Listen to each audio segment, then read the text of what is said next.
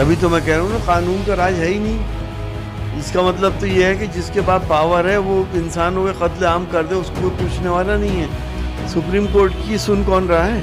हिंदुस्तान की जनता सिर्फ supreme court के ऊपर ही भरोसा कर रही है। इस सरकार को बर्खास्त कराएं। और ये नोटिस वोटिस चिप करना वो करना, सब ड्रामेबाजी है। लोग उन कृषि कानूनों के खिलाफ हैं और उत्तर प्रदेश में ये लागू ना हो। सिर्फ एक एजेंडा है, हिंदू मुसलमान कैसे करें कि हम उर्दू और मुस्लिम तहजीब ख़त्म कर रहे हैं। अगर शिवपाल जी गठबंधन नहीं करना चाहते हैं तो चुनाव लड़ लें वो अकेले, हम कब मना कर रहे हैं। असदुद्दीन ओवैसी साहब की पार्टी से भविष्य में समाजवादी पार्टी गठबंधन करेगी या फिर नहीं? नहीं, कोई गठबंधन नहीं। अब वो करें, वो उनकी मर्जी है भाई, उसमें हम क्या कह सकते हैं। आजम खान साहब को जिस बुरी तरह से फंसाया गया है, लेगा आजम खान साहब को न्याय जरूर मिलेगा। वो तो ये समझ रहे हैं बेवकूफ़ लोग हैं। या हो सकता कल को ताजमहल का लगवा दें कि उत्तर प्रदेश की सरकार ने बनाया है इसे, इनका क्या भरोसा। नमस्कार दोस्तों, स्वागत है आप सभी के एक बार फिर से हमारे एक नए एपिसोड में। तो दोस्तों आज हम पहुंचे हैं मुरादाबाद और आज बात करेंगे मुरादाबाद से सांसद डॉक्टर एस.टी. हसन साहब से। समाजवादी पार्टी के कद्दावर नेता हैं और मुरादाबाद से समाजवादी पार्टी से सांसद भी हैं। कि उत्तर प्रदेश में लखीमपुर खीरी में जो किसान मारे गए हैं, इस पर आप क्या कहना चाहोगे? देखिए, उत्तर प्रदेश में लॉ एंड ऑर्डर की सिचुएशन बहुत ख़राब है। किसानों को रौंदा जा रहा है और वो भी जीप से, गाड़ियों से। उनका कसूर क्या था? क्या विरोध करने का हक ख़त्म हो गया उत्तर प्रदेश में? अभी तक जो किसानों ने आरोप लगाए हैं हत्या के, बीजेपी नेता जो अजय मिश्रा, उनके बेटे आशीष मिश्रा पर, उनकी अभी तक गिरफ्तारी नहीं हो पाई है। तभी तो मैं कह रहा हूँ ना, कानून का राज है ही नहीं। इसका मतलब तो ये है कि जिसके पास पावर है वो इंसानों के कत्ले आम कर दे, उसको कोई पूछने वाला नहीं है। ये प्रजातंत्र की भी हत्या हो रही है और गरीब इंसान की भी हत्याएं हो रही हैं। अगर उसके आम आदमी कोई ऐसा अपराध करता है तो उसे बंद कर दिया जाता है। अगर उनको सिंपैथी में, उन सहानुभूति में जो लोग उनके साथ उनके दुख में खड़े होने गए थे, उनको उठा के नज़रबंद कर दिया। और लेकिन जिस आदमी ने ये कत्ल करे वो आदमी खुला फिर रहा है। ये कहाँ का इंसाफ है और कहाँ का कानून है? हमारी तो समझ में नहीं आता कि देश अब किस तरफ जा रहा है। ये लॉ एंड ऑर्डर एनार्की शुरू हो चुकी है, डिक्टेटरशिप शुरू हो चुकी है। अभी सुप्रीम कोर्ट ने भी हाल में सुनवाई की है। सुप्रीम कोर्ट ने फटकार लगाई है कि हत्या के जो आरोपी हैं उन्हें आखिरकार अब तक गिरफ्तार क्यों नहीं किया गया है। सुप्रीम कोर्ट ने अभी हाल ही में फैसला सुनाया है 2-3 घंटे पहले ही। इस पर आप क्या कहना चाहोगे? सुप्रीम कोर्ट की सुन कौन रहा है? सरकार सुनती क्यों नहीं सुप्रीम कोर्ट की? अभी कोर्ट का फैसला आने से पहले उत्तर प्रदेश के मुख्यमंत्री योगी आदित्यनाथ ने बयान दिया है। उन्होंने कहा है कि सिर्फ आरोप होने से हम गिरफ्तार नहीं कर सकते, जब तक सबूत नहीं मिलेंगे तब तक आरोपियों को गिरफ्तार नहीं किया जाएगा। तो सरकार क्या संरक्षण दे रही है आरोपियों को? सुप्रीम कोर्ट को इसका संज्ञान लेना चाहिए। आज हिंदुस्तान की जनता सिर्फ सुप्रीम कोर्ट के ऊपर ही भरोसा कर रही है। सुप्रीम कोर्ट सख्त एक्शन ले और सुप्रीम कोर्ट के पास ये पावर है कि वो किसी को भी पूछताछ करने के बाद जेल भेज सकता है। स्वतः संज्ञान लेके अपने ऑर्डर पास करें। अगर सरकारें, उत्तर प्रदेश सरकार सुप्रीम कोर्ट को कोऑपरेट नहीं करती है तो राज्यपाल के ज़रिए या राष्ट्रपति जी के ज़रिए इस सरकार को बर्खास्त कराएं। दूसरा, उनकी लोकेशन नेपाल की पाई जा रही है, मतलब नेपाल चले गए हैं वो किसानों को रौंद कर। देखिए, गृह राज्य मंत्री इस देश का एक बहुत बड़ी पावर होती है और बहुत ही डेकोरम वाला पद है। उस पद की गरिमा को रखते हुए प्रधानमंत्री जी को चाहिए कि उनको बर्खास्त करें। और ये नोटिस वोटिस चिपकाना, मियादी करना, ये करना वो करना, ये सब ड्रामेबाजी है। सरकार जब तक नहीं चाहेगी, वो जब तक गिरफ्तार नहीं होगा। तो आप क्या आगे सरकार कार्रवाई इस पर करेगी? सरकार बनने पर क्या कर सकती है समाजवादी पार्टी, क्या मदद करेगी? देखिए, इस वक्त तो सुप्रीम कोर्ट से हमें उम्मीद है सुप्रीम कोर्ट ही कार्रवाई करेगा, तो भी इन गरीबों को, इन लोगों को इंसाफ मिलेगा। अगर समाजवादी पार्टी सत्ता में आती है 2022 में, तो क्या तीनों कृषि कानून के विरोध में विधानसभा से कोई प्रस्ताव पास करेगी?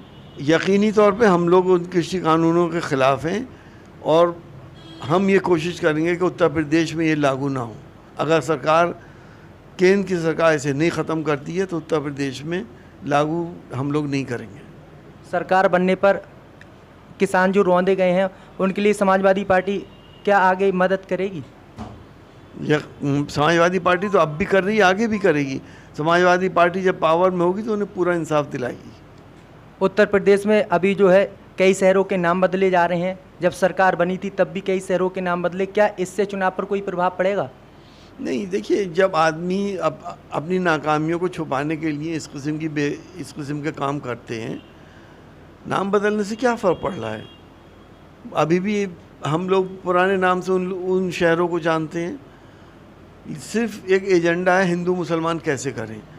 जो नाम मुस्लिम तहजीब से जुड़े हुए हैं या उर्दू के नाम है, उन्हें हटाने के बाद ये मैसेज दे रहे हैं कि हम उर्दू और मुस्लिम तहजीब ख़त्म कर रहे हैं। ये नहीं कर सकते। हमारी हज़ारों साल की तहजीब है हिंदू मुसलमानों की, प्यार मोहब्बत की तहजीब है। ये कितनी कोशिश कर लें, हम ना एक दूसरे से अलग हो सकते, ना ये तहजीब बदल सकती। क्या समाजवादी पार्टी आने वाले समय में जो प्रगतिशील समाजवादी पार्टी के अध्यक्ष हैं शिवपाल सिंह यादव जी, उनके साथ गठबंधन करेगी? अखिलेश जी ने तो कहा है गठबंधन करने को, और गठबंधन करने को तैयार भी है। अभी शिवपाल यादव जी ने कल ही एक सभा की थी, उसमें कहा था कि समाजवादी पार्टी से गठबंधन के सारे प्रयास कर लिए, लेकिन अखिलेश यादव जी की तरफ से कोई जवाब ही नहीं मिल रहा है। क्या 2017 की तरह अब भी 2022 में अकेले चुनाव लड़ेंगे? अगर शिवपाल जी गठबंधन नहीं करना चाहते हैं तो चुनाव लड़ लें वो अकेले, हम कब मना कर रहे हैं। पर समाजवादी पार्टी करना चाहती है शिवपाल सिंह यादव। हमारे नेता अखिलेश यादव जी ने गठबंधन को कहा है। ओवैसी आ गए हैं उत्तर प्रदेश में। असदुद्दीन ओवैसी साहब की पार्टी से भविष्य में समाजवादी पार्टी गठबंधन करेगी या फिर नहीं? नहीं, कोई गठबंधन नहीं होगा। ओवैसी साहब से कोई गठबंधन नहीं होगा। हमारे नेता नहीं चाहते उनसे गठबंधन करना, क्योंकि उनका इतिहास इस तरह का है कि उन्होंने हमेशा कम्युनल फोर्सेस को, सांप्रदायिक ताकतों को इनडायरेक्टली फ़ायदा पहुंचाया है। शिवपाल सिंह यादव तो उनसे बैठकें कर रहे हैं, लखनऊ में गठबंधन की बातें भी हो रही है। अब वो करें, वो उनकी मर्जी है भाई, उसमें हम क्या कह सकते हैं। आजम खान साहब के लिए आप क्या कहना चाहोगे? 70 एकड़ ज़मीन यूनिवर्सिटी की सरकार ने अपने कब्जे में ले ली है। देखिए, आजम खान साहब को बुरी तरह से फंसाया गया है, ये तो पूरा हिंदुस्तान जानता है कि उनको किस तरह से फंसाया है। हमें न्याय मिलने की पूरी उम्मीद है। सारे मुकदमे कोर्ट में चल रहे हैं और हमें उम्मीद है कि ये सब मुकदमों में आजम खान साहब बेदाग छूट जाएंगे। अभी हाल ही में गेट तोड़ने का भी ऐलान किया था, लेकिन सुप्रीम कोर्ट ने रोक लगा दी थी गेट तोड़ने पर।